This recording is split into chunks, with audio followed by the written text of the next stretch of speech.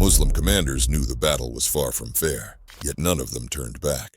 The earth trembled beneath the feet of 200,000 Byzantine soldiers. The dust from their horses darkened the sky, and their lines stretched endlessly toward the horizon. This was the greatest military gamble in Muslim history. According to Byzantine estimates, the Muslim army wouldn't last more than a few hours, but the enemy didn't know the Muslim soldier followed a different code, a creed of unshakable faith. And so, they stood firm against the Byzantines for 6 long days. The first leader was Zayd ibn Haritha. He fought fiercely, fearlessly, until he fell as a hero. Then came Ja'far ibn Abi Talib. He stormed into the heart of the enemy without hesitation. His hands were cut off, but still he fought, until he fell too. Abdullah ibn Rawaha took the banner next, but fate did not spare him either. 3 commanders were lost. Hope began to slip away. Now, all eyes turned to one man, the undefeated, the sword of God, Khalid ibn al-Walid. But even he had never faced an enemy this vast. When Khalid took command, he understood one thing clearly. Fight until death was not an option, but running away like a coward is not an option either. While fighting the enemy on his own land and the supplies flowing endlessly meant only one thing: brute strength wouldn't win this war. So Khalid ibn al-Walid began the most intricate deception ever seen on a battlefield of that era. He began moving his army in ways no one had seen before. He split his army into small groups and told them to shout and make noise all night. This made the Byzantines think that many new soldiers had arrived.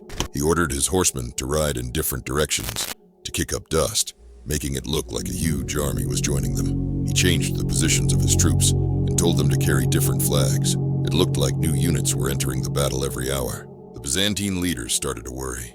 Are there really more soldiers coming? Their soldiers got nervous. Are we walking into a trap? They stopped moving and waited, unsure of what was happening. By morning, Khalid had confused and scared the enemy, without even starting a real fight. Then came the final step. The Muslim army attacked with great courage, causing huge losses to the enemy. Khalid then began a slow, careful retreat. It didn't look like a retreat. It looked like a smart move. Each group pulled back step by step, guarded by silent archers. The Byzantines didn't chase them. They were afraid it was another trick, because they believed they were facing a huge unknown force.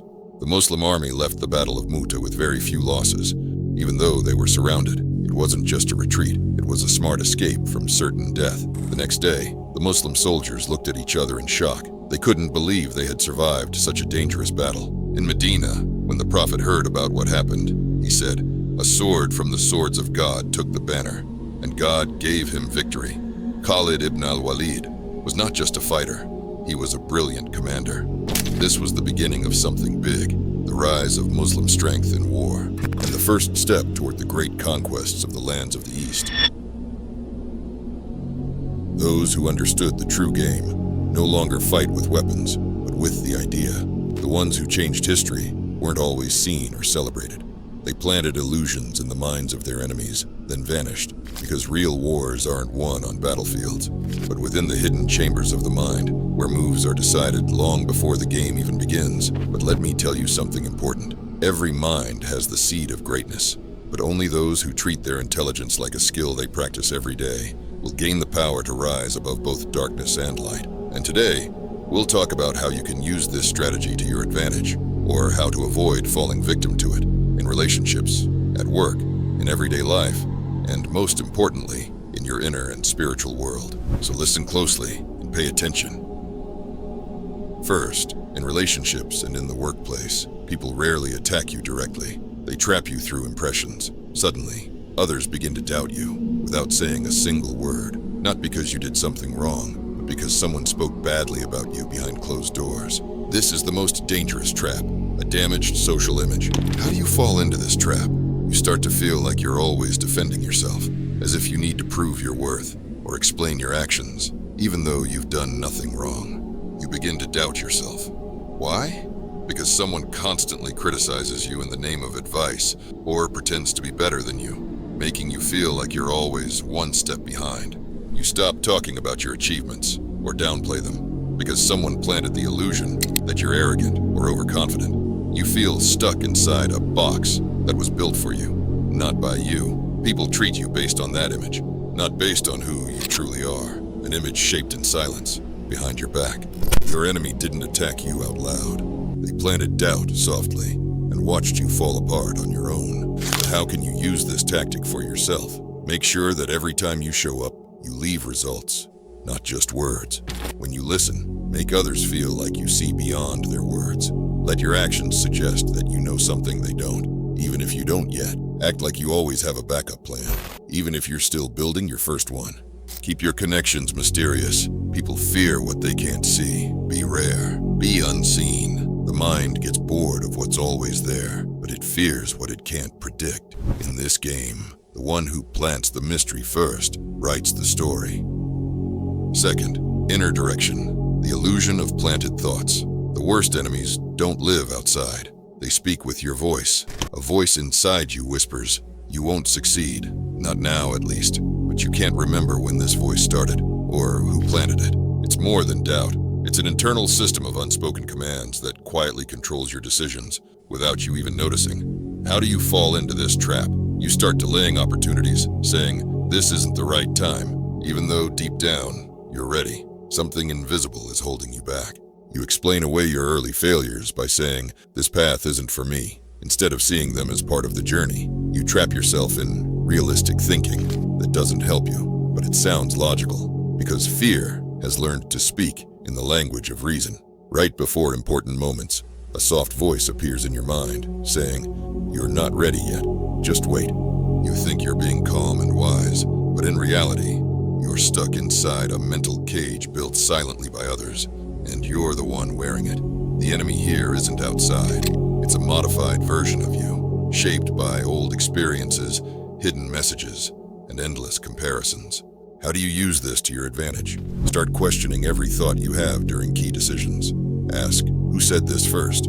Is it really mine, or was it planted? When you hear a voice telling you to step back, don't fight it.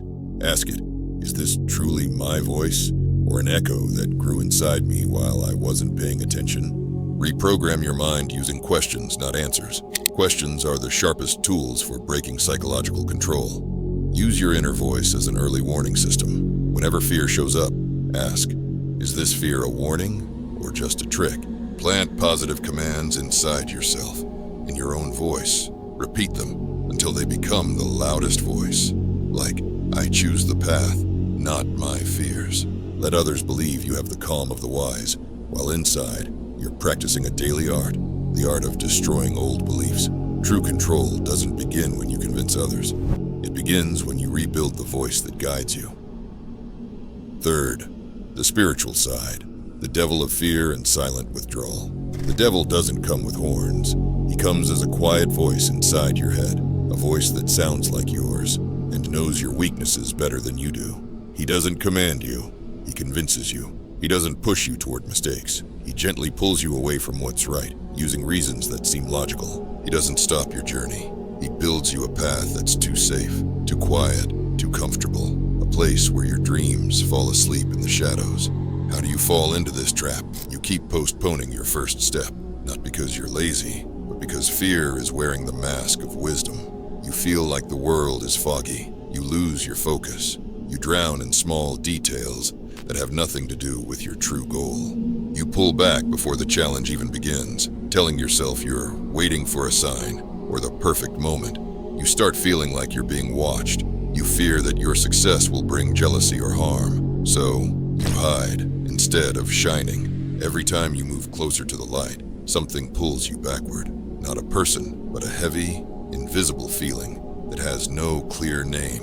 This is the greatest illusion, to think the darkness is around you, when in fact, it's inside you, wearing you like a shadow. How do you use this to your advantage? Change how you fight. Don't fight the darkness. Be the light. Turning to God sincerely is itself a victorious battle. Understand that fear is not your enemy. It's raw energy. If you don't tame it, it will consume you. But if you understand it, it will serve you. Instead of asking, what if I fail? Ask, what if I believe in fear for the rest of my life? Use spiritual repetition as a tool to rewire your mind. Speak words in your own voice that silence the voices of fear, like praising God and reciting verses from the Quran you've memorized, especially when fear feels overwhelming. Practice presence. The devil lives in the pain of your past and the fear of your future, but But he can't survive in the now, the moment you are fully aware. Become a master of your intention. Decide that your actions will no longer be driven by emotions that come and go, but by deep values that never change. In this hidden world, the one who controls fear is never defeated. Fourth, real-life examples of planted illusions.